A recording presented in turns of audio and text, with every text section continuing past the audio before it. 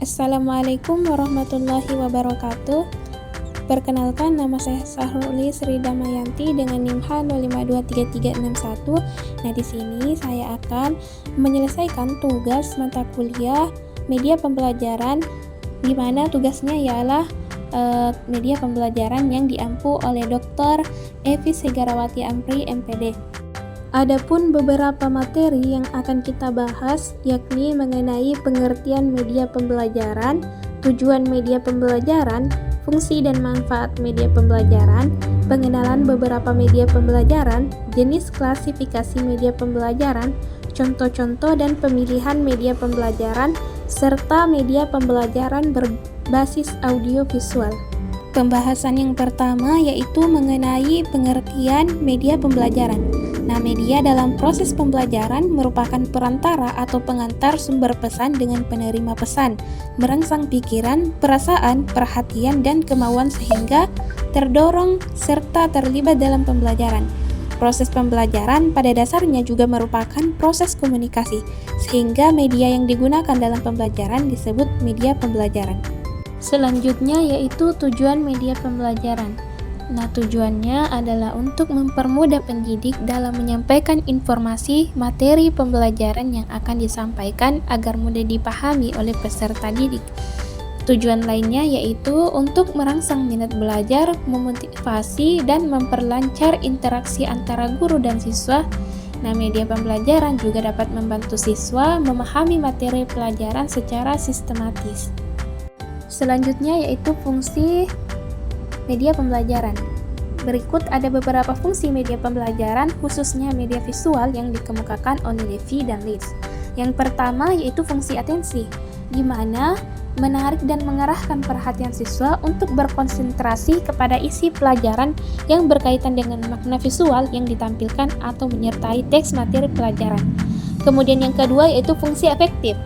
Nah, di sini terlihat dari tingkat kenikmatan siswa ketika belajar. Contohnya itu membaca teks yang bergambar. Nah, gambar atau lambang visual dapat menggugah emosi dan sikap siswa, misalnya informasi yang menyangkut masalah sosial atau ras. Kemudian yang ketiga yaitu fungsi kognitif, di mana terlihat dari temuan-temuan penelitian yang mengungkapkan bahwa lambang visual atau gambar memperlancar pencapaian tujuan untuk memahami dan mengingat informasi atau pesan yang terkandung dalam gambar.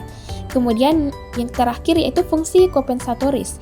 Nah, fungsi ini terlihat dari hasil penelitian bahwa media visual yang memberikan konteks untuk memahami teks membantu siswa yang lemah dalam membaca untuk mengorganisasikan informasi dalam teks dan mengingatnya kembali.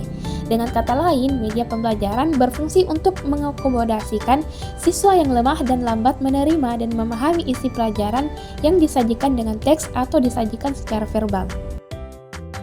Kemudian selanjutnya yaitu manfaat media pembelajaran dalam proses belajar mengajar.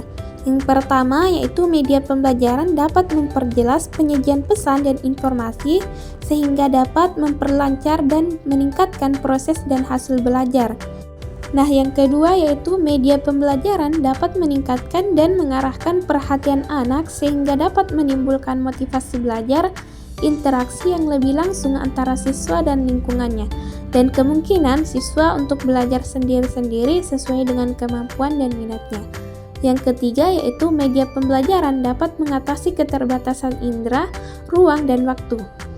Nah, yang keempat yaitu media pembelajaran dapat memberikan kesamaan pengalaman kepada siswa tentang peristiwa-peristiwa di lingkungan mereka. Materi selanjutnya yaitu mengenai pengenalan beberapa media pembelajaran. Nah, yang pertama yaitu media hasil teknologi cetak. Contohnya itu seperti teks, grafik, foto atau representasi fotografik dan reproduksi. Nah, materi cetak dan visual merupakan dasar pengembangan dan penggunaan kebanyakan materi pembelajaran lainnya.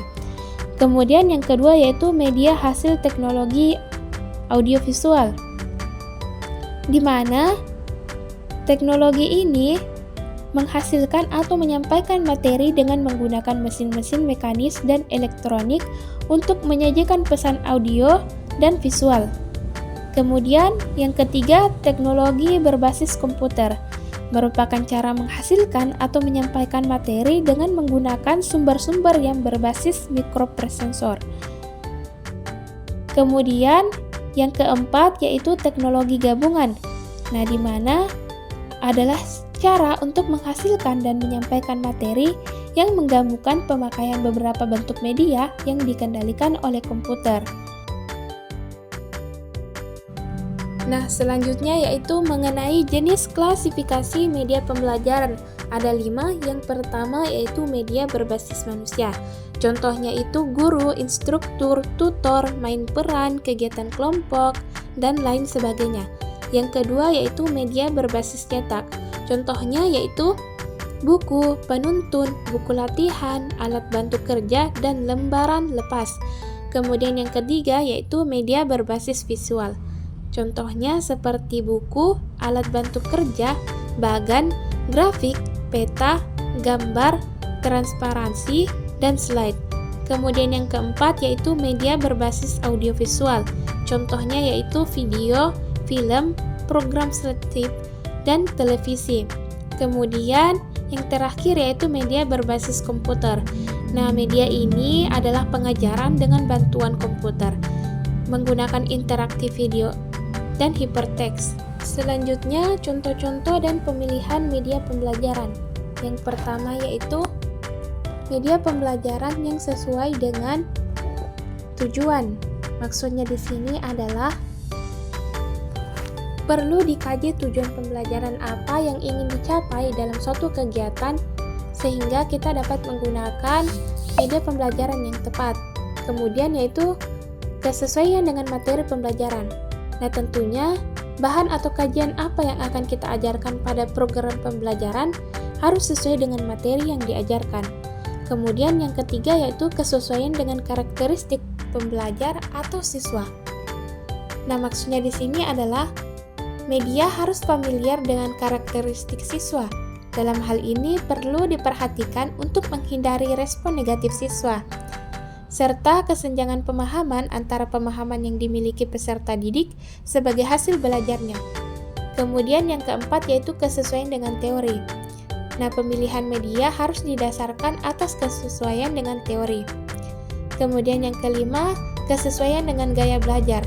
Nah, tentunya harus didasarkan atas kondisi psikologi siswa. Pembahasan yang terakhir yaitu media pembelajaran berbasis audiovisual. Sesuai dengan namanya, media audiovisual merupakan kombinasi atau perpaduan audio dan visual. Dengan menggunakan media pembelajaran berbasis audiovisual, peserta didik akan dapat dengan mudah untuk memahami materi, sehingga peran guru bisa beralih menjadi fasilitator pengguna jaringan itu, memberikan kemudahan bagi peserta didik untuk belajar. Nah, sekian dari pemaparan atau pembahasan mengenai media pembelajaran. Jika ada kesalahan kata, mohon dimaafkan dan semoga ada ilmu yang bisa kita ambil dari pembahasan tadi. Assalamualaikum warahmatullahi wabarakatuh.